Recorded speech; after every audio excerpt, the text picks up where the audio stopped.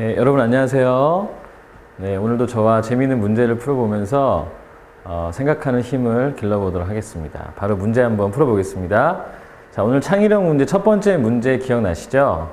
같은 일을 하는 세 사람의 얼굴 표정이 어땠나, 이게 첫 번째 문제였습니다.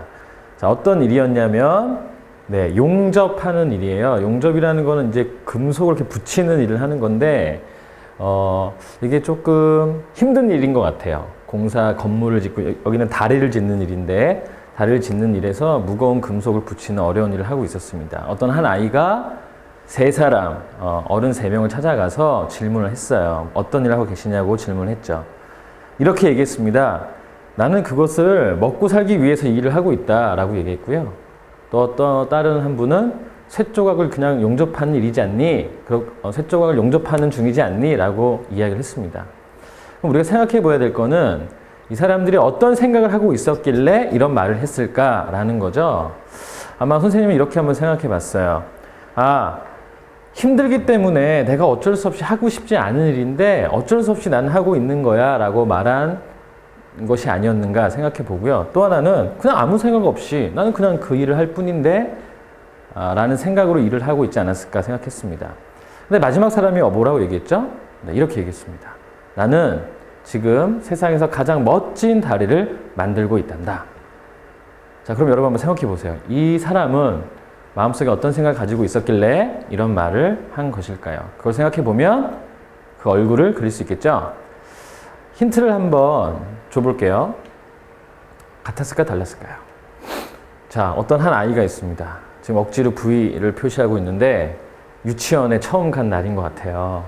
막 얼굴이 울라 그러고 있어요. 이 친구 얼굴은 왜 이런 걸까요? 유치원에 오기 싫었던 거죠. 네, 처음에 유치원 가면 어색하니까 억지로 V를 하고 있지만 가기 싫었던 거예요. 근데 한참 다니고 나니까 이렇게 표정이 바뀌었어요. 똑같은 유치원에 있는데 여기서는 와 한박 웃음을 짓고 있습니다. 네, 이 아이는 선생님 아들인데요. 네, 처음에 유치원 보냈을 때 너무 힘들었어요. 가기 싫어해서. 근데 막상 가서 와 너무 기쁘고 재밌다라고 하니까 표정이 바뀌는 겁니다.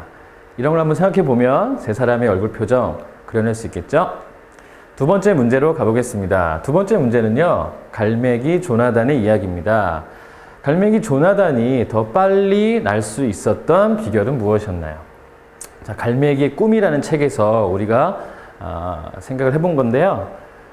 다른 갈매기에 없는 어떤 것이 있었기 때문에 더 빨리 날 수 있지 않았을까라는 게 질문이었습니다.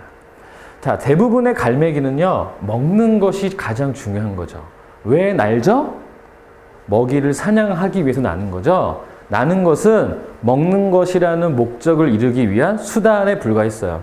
근데 이 조나단이라는 갈매기는 조금 달랐습니다. 뭐가 더 중요한 거죠? 먹지 못해서 뼈와 이렇게 날개밖에 보이지 않는 상태에서도 계속 나는 거에 관심이 있었죠.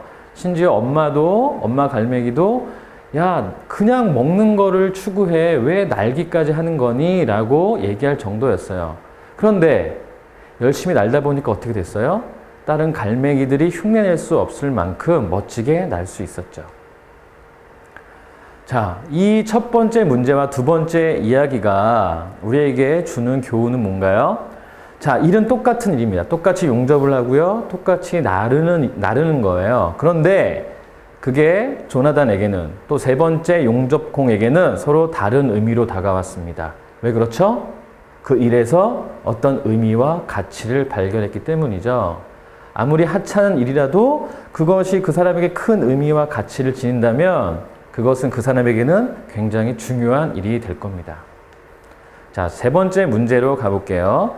민호가 공부를 잘하고 싶은 진짜 이유가 뭐냐라는 질문이었습니다. 자, 민호는 반에서 수학 시험을 봤죠. 너무 어려운 시험이어서 다들 못 봤는데 태희라는 학생만 100점을 맞았어요. 근데 이상하게도 태희의 표정이 그렇게 좋지 않았습니다. 자, 우리가 앞에서 풀었던 두 문제를 가지고 생각을 해볼까요? 공부하고 학원에 가고 시험을 보고 그 밖에 여러 가지 노력하고 수고하는 많은 게 있는데 그것의 의미를 발견하고 이것을 하는 이유가 있다면 그건 어떤 일일까요? 신나고 재미있고 좋은 일이겠죠. 공부를 잘했던 태희는 시험에 100점을 맞았어요. 너무 어려운 시험이었는데 그래도 기쁘지 않았다고 그래요. 그러면 우리 이렇게 생각해 볼 수 있죠. 태희는 아마 열심히 공부하는 것, 그리고 학원에 가는 것에 그렇게 깊은 의미를 발견하지 못한 것 같아요. 여러분이 만약 이 민호라면 어떻게 얘기할 수 있을지, 또 여러분 스스로가 공부에 대해서는 어떻게 생각하고 있을지 다시 한번 생각해 보는 기회가 되길 바랍니다. 자, 마지막으로 한 가지만 이야기하고 마치도록 할게요. 자, 이건 어머님께도 도움이 되는 내용일 것 같아요. 우리가 어떤 공부를 하거나 일할 때는요, 어떤 욕구가 있어야 한다고 합니다. 우리가 갈매기 조나단의 예를 들어볼까요? 갈매기가 열심히 날라서 멋있게 나르게 됐어요. 어떻게 그렇게 할 수 있었죠? 날고 싶다라고 하는 욕구가 있었죠. 우리가 공부를 하고 일할 때, 내가 그걸 너무 하고 싶은 욕구가 없으면은 충분한 동기를 얻지 못하고요.